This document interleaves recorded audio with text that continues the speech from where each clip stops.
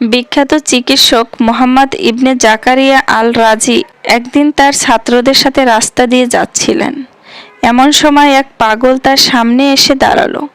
পাগলটি অন্য কারো দিকে তাকালো না, শুধু রাজির দিকে খুব মনোযোগ দিয়ে তাকিয়ে রইল এবং হঠাৎ তার মুখের দিকে তাকিয়ে হেসে উঠল।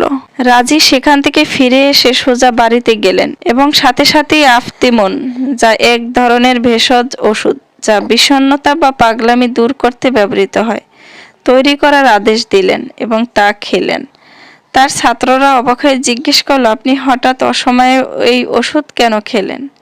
আপনার তো কোনো অসুখ নেই। রাজি উত্তর দিলেন, আমি ওই পাগলের হাসির কারণে এই ওষুধ খেলাম, কারণ পাখি তার স্বজাতীয় পাখির সাথেই ওড়ে। ওই পাগলটি নিশ্চয়ই আমার মধ্যে তার নিজের পাগলামির কিছু লক্ষণ দেখেছে, তাই সে আমাকে দেখে হেসেছে। যদি আমার মধ্যে পাগলামির ছিটে ফোঁটাও না থাকতো, তবে সে আমার দিকে এভাবে হাসতো না। তাই আমি নিজের মানসিক সুস্থতা নিশ্চিত করার জন্য এই ওষুধ খেলাম।